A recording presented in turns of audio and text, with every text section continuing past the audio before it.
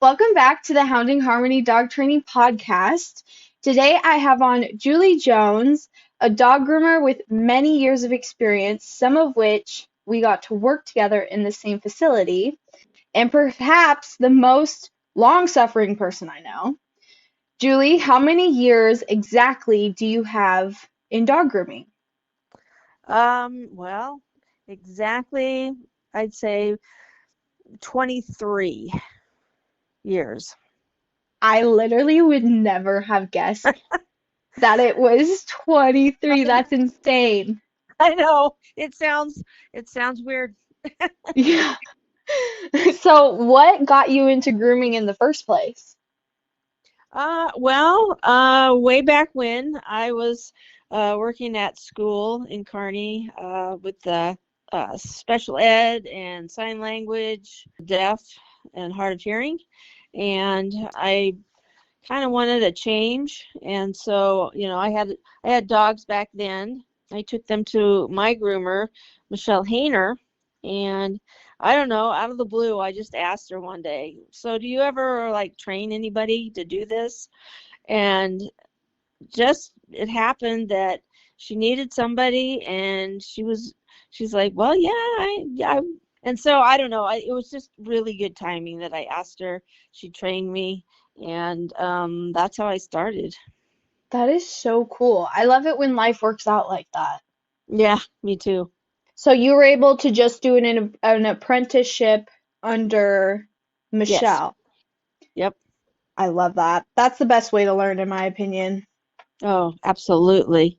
Because it probably took me 2 years to actually feel comfortable Hmm. doing all the steps and all the breeds, and you know, start to finish by myself. Hmm. So yeah, it's not a quick thing. No, absolutely not. And learning the behavior and all those things basically from, scratch, that takes time too. Yes, it does. If you don't understand the pets, the different dogs and their personalities, Mhm. you know, it's harder to groom them. Absolutely. So, what animals do you have at home currently? I just have Evie Joy. She's a Chihuahua Pom. She's got a big personality. Hmm.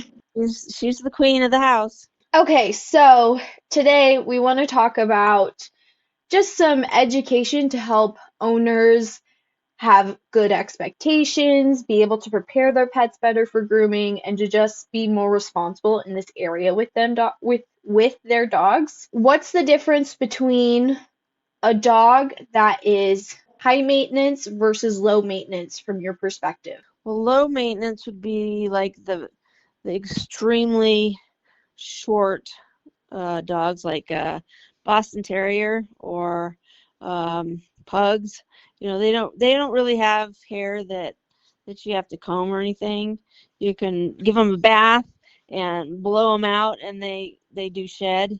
But that's pretty much it. That's low maintenance. Pretty much every other breed that has hair longer than that is is high maintenance. Hmm. Um, because if you don't brush them after they get wet, or if you just don't brush them, they're going to get matted at some point, unless you keep them at a short-ish level. So it's hard. It's People don't realize that high maintenance is almost every dog.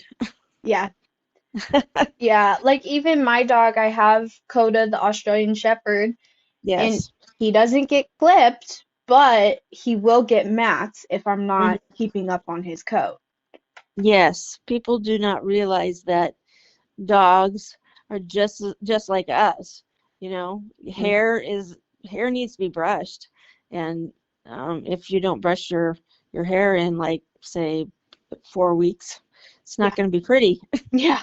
So since we're on the topic of matting, what are some of the dangers of allowing those mats to just sit on the skin like that? If they sit and they get tight, and so then they can make a sore underneath there because they'll pull on the skin, and then they'll get a sore, and it's really uncomfortable for the dog.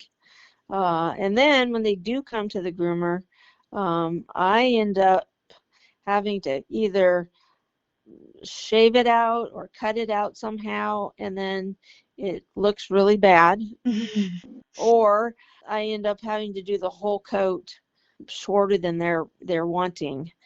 Um, Mats also, you can get a sticker in there or anything. You can get anything in there, and Mm, it's really uncomfortable for the dogs. mm.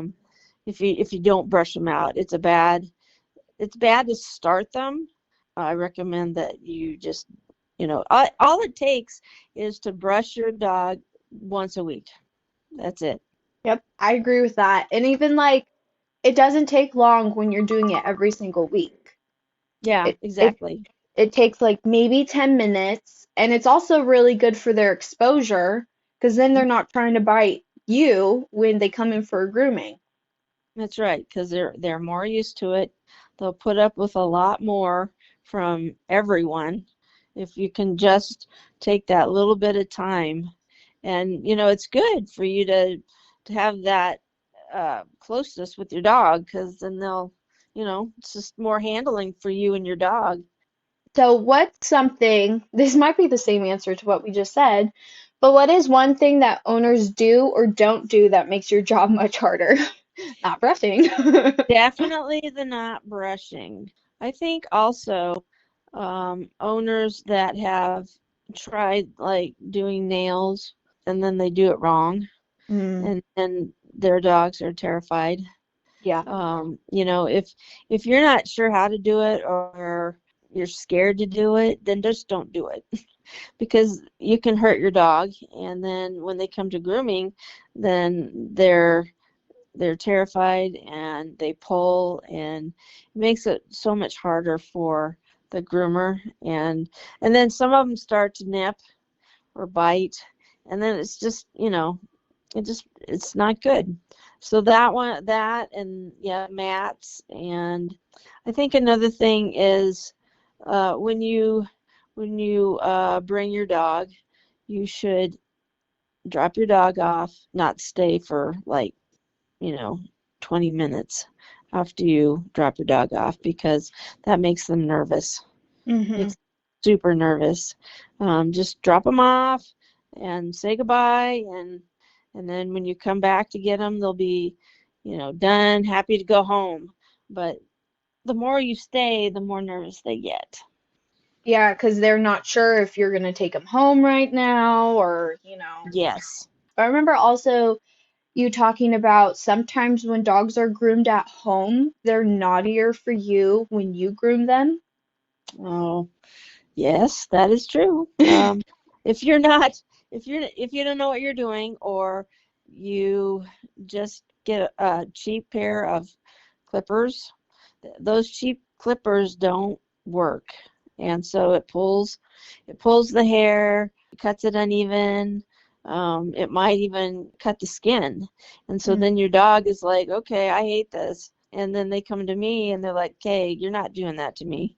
But I have like $300 clippers and blades, and so they're pretty smooth, they're pretty quiet. I have all those years of experience, so I have techniques that I use that don't hurt the dog, and it's a pretty smooth, um, you know, I don't know what to call it, procedure. And so yeah, if you scare, it's kind of like with the nails. If you scare them, or you cut them, or if you're like cutting the bangs on the top of the head, and then they're like way short, I mm, can't fix that. I mhm, can't I can't fix everything. If it's that bad and it needs a haircut, then make an appointment, please. mhm. And it could also be a problem of, yes, they scared them, and then their reaction, they don't respond to the dog's reaction well. So then the dog's like, well, I got away with, you know, pulling my Yep. foot back or Yep. snapping. And so they get comfortable with those bad behaviors. That is very right. And I personally groom my dogs at home, but again, I have an Aussie, so he gets like his little summer tummy trim and everything. But I also have some very expensive clippers Mm-hmm. and some good scissors. And if he's ugly, I just leave him that way. Well, you also have some experience. I do, yes. So, that's huge, Yes. you know, because you have experience and you have the right equipment. Yeah. So ideally, how often would you like for people to be bringing in these dogs for a grooming appointment? Most most dogs that need a haircut generally, I usually say 4 weeks, 6 weeks, 8 weeks. Depends on how short you leave them in the beginning. If it's, if you already start and you like it long, you're probably going to go 4 to 6. If you like your dog shorter and you keep it shorter all the time, then you might be able to go 6 to 8. And it depends on the hair that they have. If it's the kind that doesn't really mat up too bad, you can go longer. But like all the doodles out there, if you do not brush doodles, then you're going to have mats, and that kind of fur does not brush out well if Mm, you don't do it on a regular basis. So then you end up having to go short, and then people will grow it out long, and then have to go short, and then they grow it out. So I don't like doing that. So that's when if you come every 8 weeks, we can keep it longer. mhm. So that's kind of my, you know, like 4, 6, 8, maybe 12, depending on what kind of dog you have. And like dogs like I have, an Aussie or Border Collie or something like that, how often would you say for those? Yeah, those kind definitely where we just trim up their little butt hairs and give them their feet. Yeah, you can. Those kind of dogs, we always say, well, it's kind of up to you guys. When you think they're ready, they need it, then make an appointment. Are there coat types where the wrong grooming routine will cause lasting damage? Yeah, the Aussies and Pomeranians, Mm. um, Huskies, German Shepherds, all those kind of dogs, you do not need a haircut. They their coat, well, it sheds out the undercoat because it has that double coat, does its own thing, and if you shave one of those breeds, then it doesn't grow back right. They're not meant to be shaved, and so typically, if I get asked to shave, say, like a husky or German Shepherd, I won't do it unless there are extenuating circumstances. Mm. Um, but I have done palms.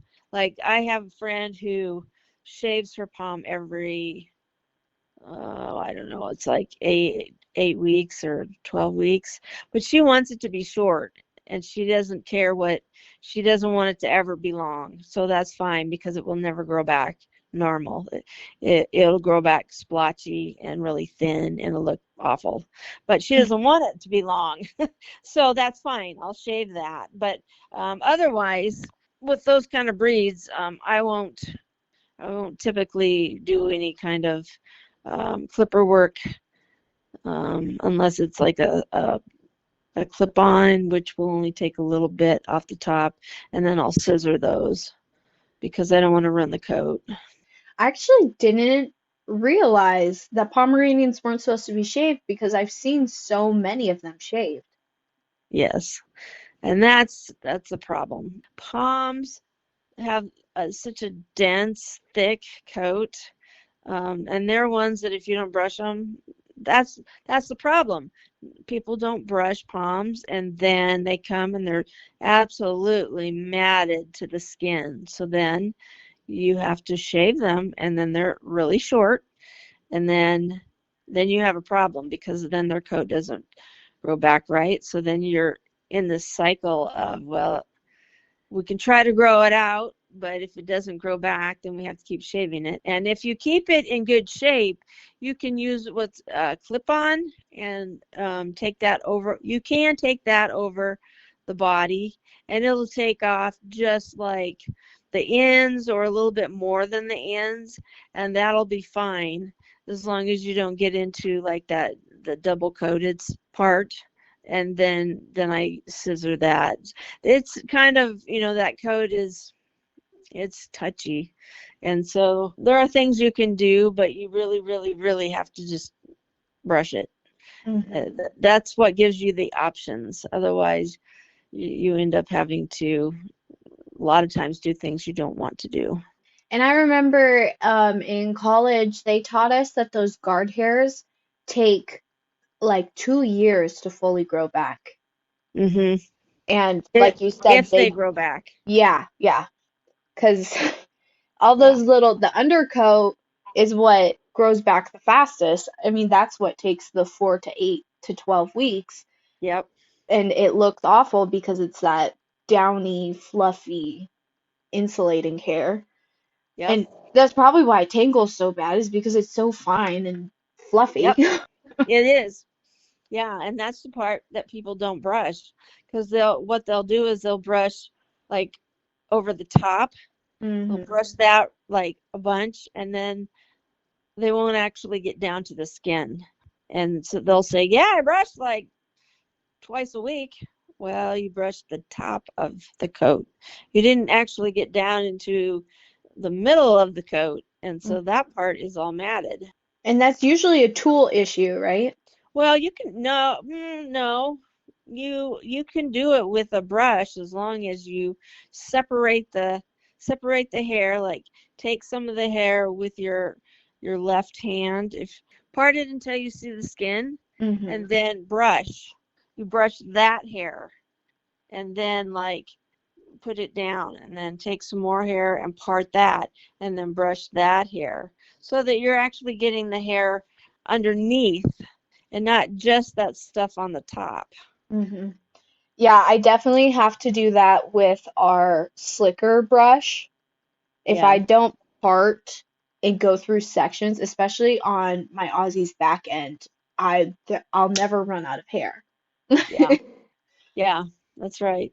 So if someone was looking to build or to get some tools to help them keep up with this brushing, what are some tools that you would recommend? We'll definitely get a wire brush, like you called it, a slicker brush, or the universal brush. That's the best brush to get.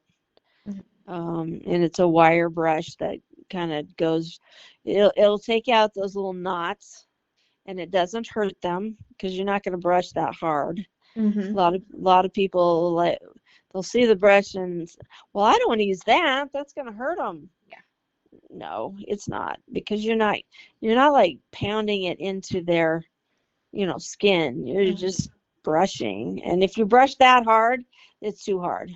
Yeah. So you need one of those. You can get like oh gosh, now I can't think what they're called. Those combs that are Oh, the rake? the rake. Thank you very much. You're Yes, welcome. a rake. Rakes are really good to get those mats started, and then you can finish with the brush. Those are probably the best things you can do at home, anyway. The easiest. Yeah, I have both of those tools, and I do use Yes. both of those tools a lot. Is there a dog breed or coat type that you see that owners come in and they're surprised at how much upkeep it takes? Doodles. Everybody thinks that the doodles are supposed to be non-shedding, and they're not supposed to mat. Well, neither one of those things is true. So they do shed, and they do mat really easily, and they need lots of brushing, or they're going to be short. Hmm. And So, I'm just kind of now putting two and two together, but it's probably, I'm sure you know this already, so I'm preaching to the choir, but it's because that poodle coat is not meant to have an undercoat. right. Yeah. And, anytime you cross it with something else, the lab or the golden or the, I don't know, what, shepherd. Bernedoodle. Yeah, any of those breeds, they all shed. Hmm. So you can't have a non-shedding dog if you cross it with a shedding dog. So more than likely, the poodle side is not gonna outweigh the shedding side, and then that undercoat is just takes over the whole dog. Yeah. And then you're constantly shaving down those, well, Yep. the guard hairs, but they're not even really guard hairs. And so they No. just all curl together and create the most lovely rug. Yeah, it's really hard. You know, the, people call them like pure breeds, but they're not. It's a mixed breed. Yeah. Mixed. Yep. Get It is. just get a poodle. And I They love poodles. they're great. They don't shed and they're great. They have Yeah, they are. great hair. Great So hair. They can have the best temperaments. yeah. Easy to train. So I'm not sure why we have all these doodles. Yeah, it was a fad for sure. Yeah. So yeah, I'm ready for that one to end. Does diet, environment, and health affect their coat quality? Oh, you bet. Um, if you don't feed your dog, well, like if you feed your dog old Roy, all that's in there is cardboard and bad stuff, and their their coat will be dry and Mhm. dandruffy, and it'll break. It'll Mm. be terrible. Science Diet has a pretty good one. It's hard. It's super hard to find a good thing to feed your dog. And I don't have the specifics on what's the best or not, but I think the more natural you can go, the better it is. Dog food is a really tough subject because honestly, there's a lot of opinion on it, and we get we don't know what we don't know. So Hmm. there's a lot of things that's like, oh, well, this was good. Well, now we found out that this is going to cause heart disease. Yeah. So my rule of thumb is if the food is working for your dog, then stick with it. Yeah. But if it's Right. not, then that's when we need to change. And like you said, look for things like the dull coat, Hmm. the poor hair quality, the skin. If your dog's skin is inflamed, that's not good. And Yeah. weight gain, energy, joint health, all these things, if you're not satisfied with that, then we need to talk about it.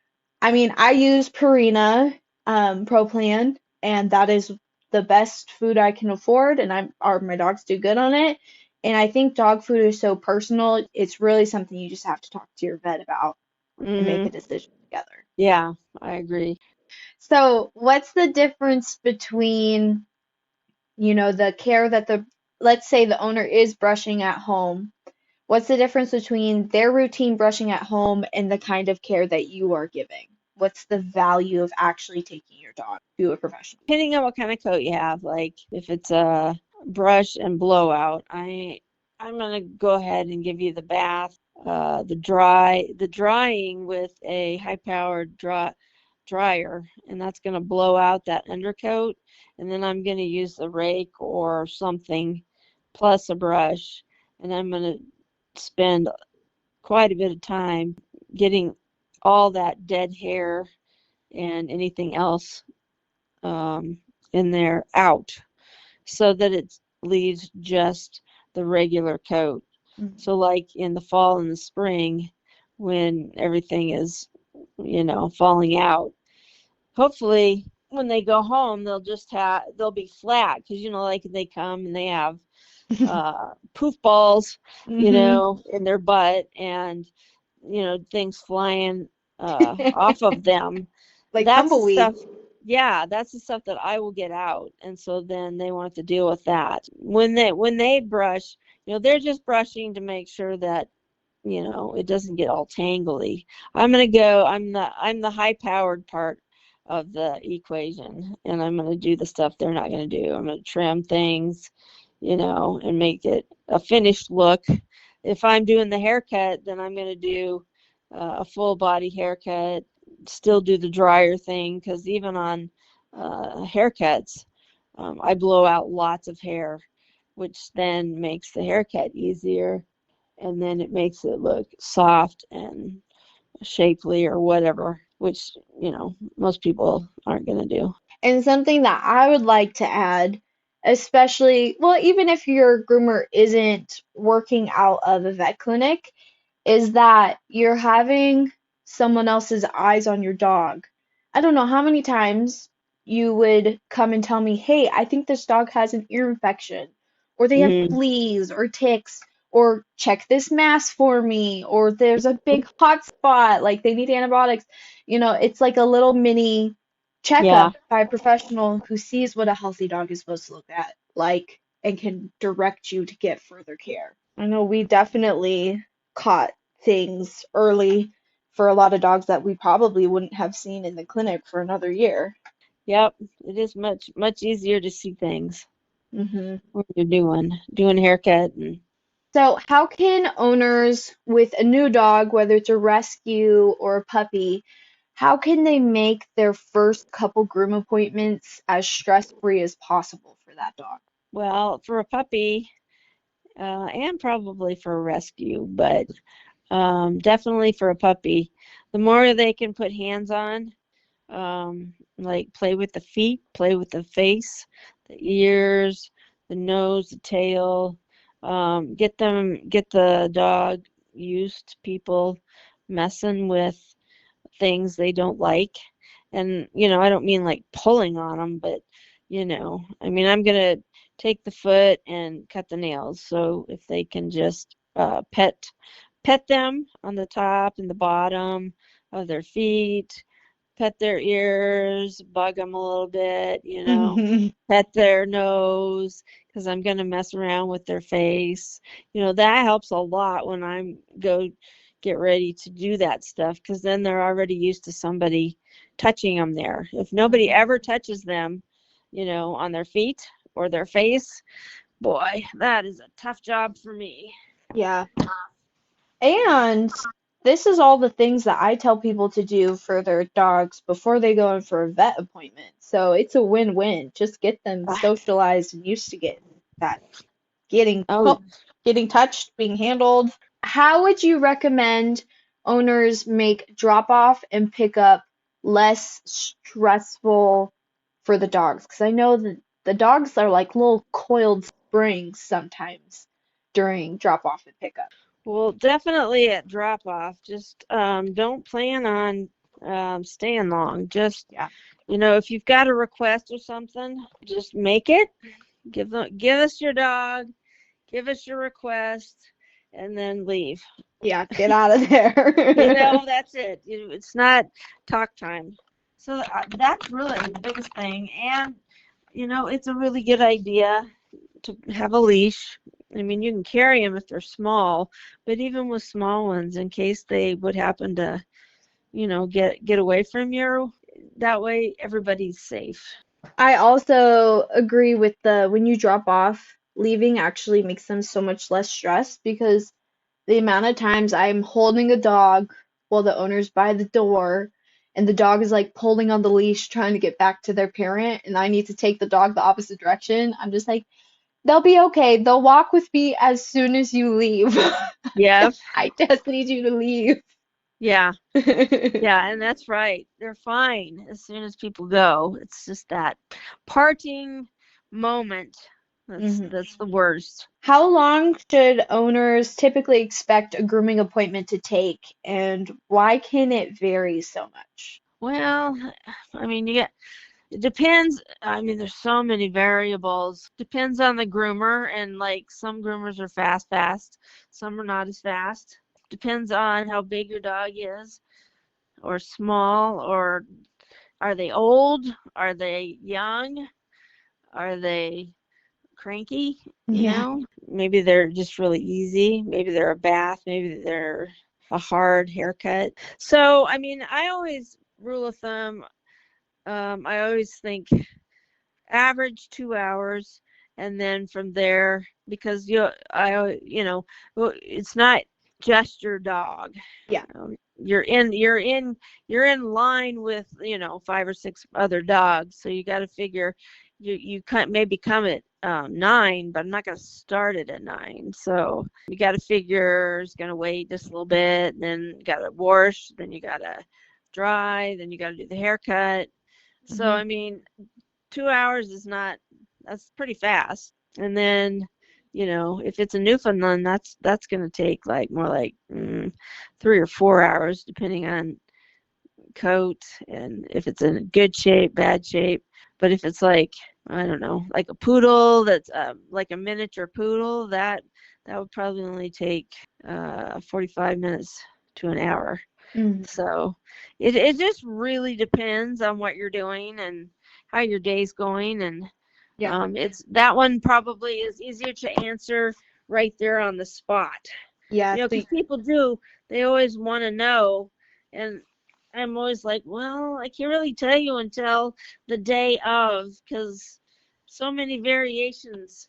If somebody's late or somebody comes that's not supposed to be there, and then you're like, well, now I have an extra dog, so, you know, so I mean, you can get. That's why I say about 2 hours. It could be 3, could be 45 minutes, could be an hour and a half.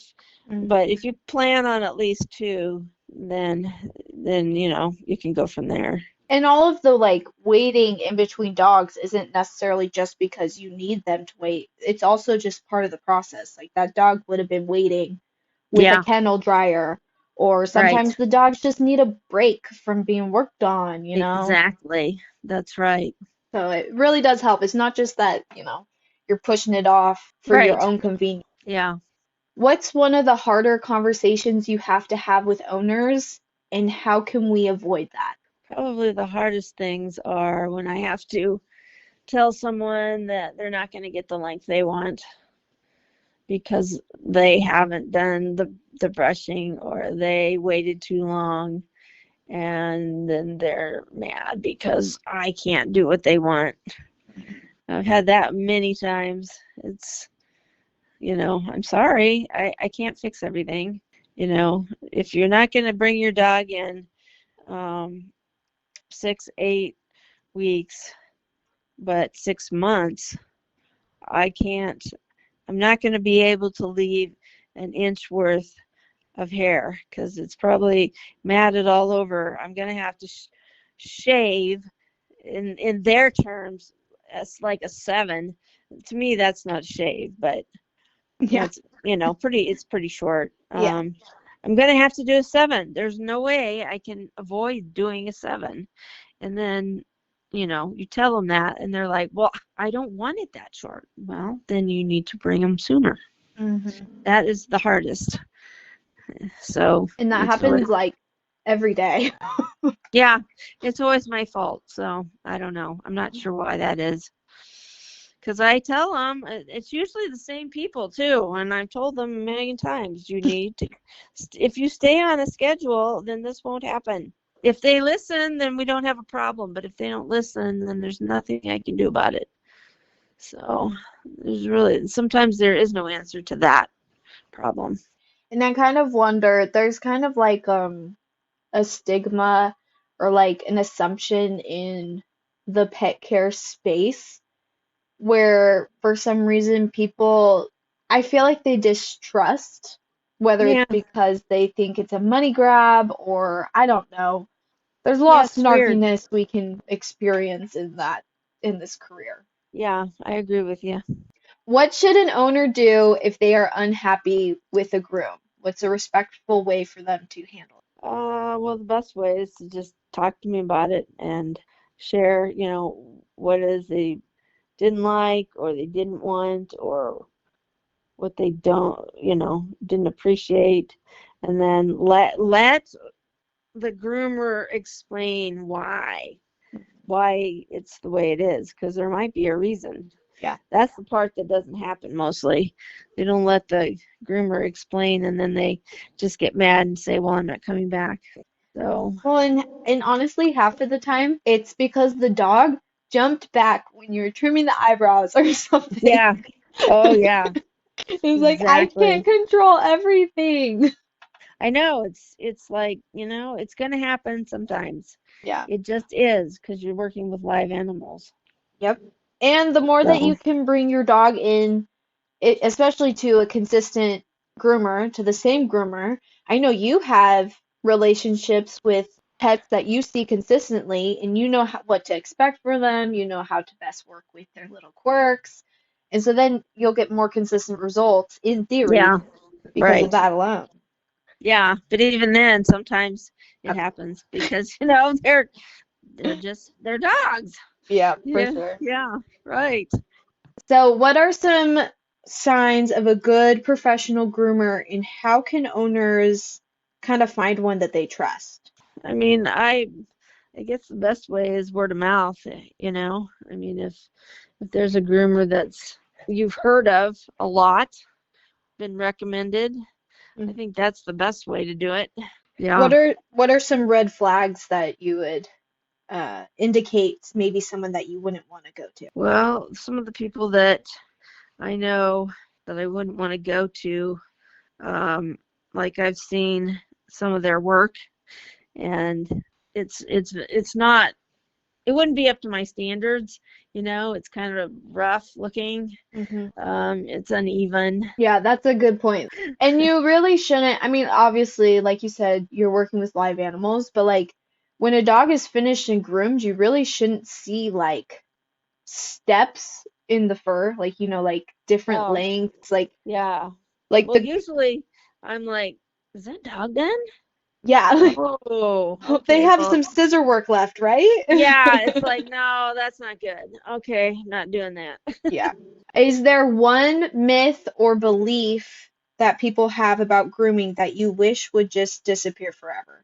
That we can fix anything because we can't. Yeah. We are not a miracle worker. If Yeah. you cut your bangs off to the forehead, we cannot make that work Yeah. ever. Maybe So, instead of thinking about groomers as the fix-it people, think about them as the upkeep people. yeah, yeah, exactly. Where can people find you and or book your services? I will be at the Kreitzer Animal Services in Holbrook, Nebraska. Um, I actually don't have the address, but it's easy to find. It is. It's right off the highway. Yeah. So we just recently opened, so it's all brand new and we're getting things together. But yeah, love to see anybody make an appointment. And is there an open date? Are you guys taking clients yet or Right now, I'm only working on Saturdays, but starting in December, I will be available I'll be full time. So, okay. That's awesome. I'm so excited that everything has like moved so quickly. I swear, yeah. just the last time I talked to Erin, she was like talking about how she was like in process and now, you guys are doing the dang thing. Well, thank you so much for answering all of our questions. I hope that listeners are better prepared and have correct expectations of dog care, of how the grooming works, and that we can all just give our groomers a little bit more grace. And I think that this episode will help do that. So thank you so much for talking with us and educating us. Well, thanks for having me. Thank you so much for tuning into Hounding Harmony Dog Training. If you found this episode helpful, it would mean the world to me if you'd follow the show and leave a quick review. This helps other dog owners find the support that they need too.